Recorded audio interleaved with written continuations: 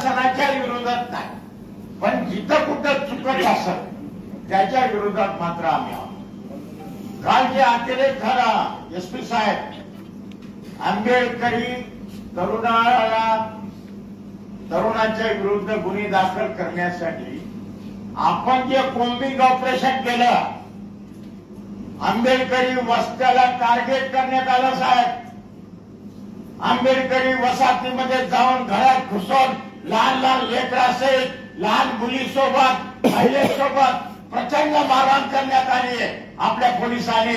सगळे video viral झालेले आहेत. प्रकाश आंबेडकर येणार आहे तिथं, रामदास आठवले येणार आहेत. सगळा महाराष्ट्र पेटवायचा का तुम्हाला? महाराष्ट्र पेटवू नका. आणि सगळ्या महाराष्ट्रातले नेते जर आले तर तुमची काही खैर नाही. मग बांधवांनो, आम्हाला कमजोर समजू नका. आज रामचे अनेक नेते फोन करायला आहेत. रात्री प्रकाश आंबेडकर बोलले, रामदासजी बोलले. मी म्हणलं काय नाही साहेब, परभणी आम्हाला शांत करायची आहे. परंतु तुम्ही हे कोम्बिंग ऑपरेशन थांबवा.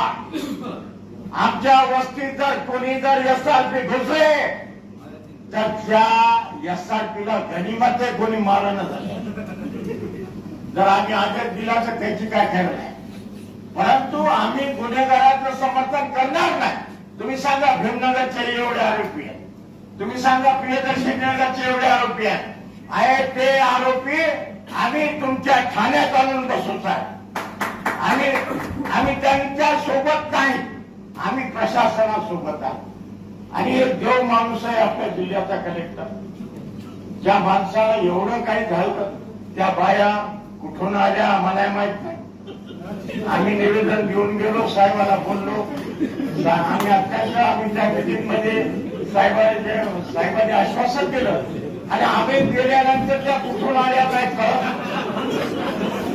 आणि आल्या का आल्या नाशा प्रसन्न करून गेल्या. म्हणजे आमचं नाव बदनाम झालं. कलेक्टर साहेब असं वाटलं असं महावीर पाठवलं काय.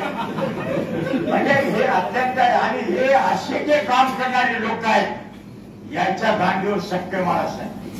काय आम्ही कोणी बोलणार नाही तुम्हाला. जे आंबेडकरी चळवळीला बदनाम करू इच्छित आहेत, जे आमच्या शहरामध्ये जातीय स्वरूपात मिळवण्याचं काम करतात, अशा लोकांना तुम्ही माफ करू नका. परंतु जे तुमच्या सोबत आहे, आम्हाला हे शहर शांत ठेवायचं आहे. मागे 89 साली आमचे 44 लेकरं मरण पावले आंबेडकर जयंतीमध्ये. त्यावेळेस हिंदू समाजाचे लोक, मुसलमान समाजाचे लोक रक्त देण्यासाठी लाईन लागली होती साहेब. आणि या शहरात मुसलमानांनी, हिंदू समाजाने आम्ही सगळ्यांनी मिळून हे शहर शांत ठेवलेलं आहे साहेब. तुम्ही उद्या बदली करून जासाल, कार्यसाहेब निघून जातील, पण आम्हाला या परभणीत राहायचं आहे. आम्हाला या परभणीत जातीय स्वरूपात टिकवायचा आहे. आणि या परभणीत जो कोणी जातीय स्वरूपात जाईल त्याला आम्ही कधी माफ करणार नाही साहेब. आम्ही सर्वजण समाजासोबत आहोत. आम्हाला या शहरात जातीय वातावरण बिघडवायचं नाही साहेब. आणि निश्चितपणे कालची घटना अत्यंत दुर्दैवी आहे.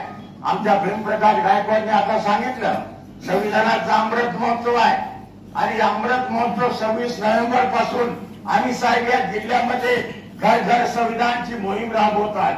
प्रत्येक घरामध्ये आम्ही संविधान पोहोचवत आहोत. प्रत्येक तालुक्याला आम्ही संविधान पोहोचवत आहोत. आणि या संविधानाचा प्रचार जो जास्त जोरात होत आहे. आम्ही संविधान गौरव रॅली 26 जानेवारीला काढणार आहोत. कलेक्टर साहेब तुम्हाला ही झेंडी दाखवायची आहे. खासदार साहेब त्या संविधान रॅलीत राहणार आहे.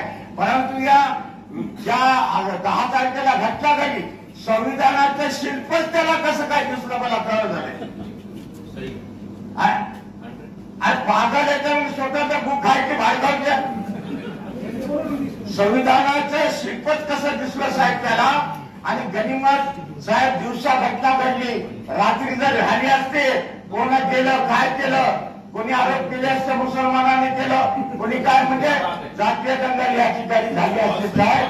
आणि अत्यंत भगवान बुद्धाचे मी आभार मानतो की दिवसा झाली आणि पोलिसांनी पकडलं नाही, आमच्या लोकांनी पकडून त्याला पोलीस चावडी केली.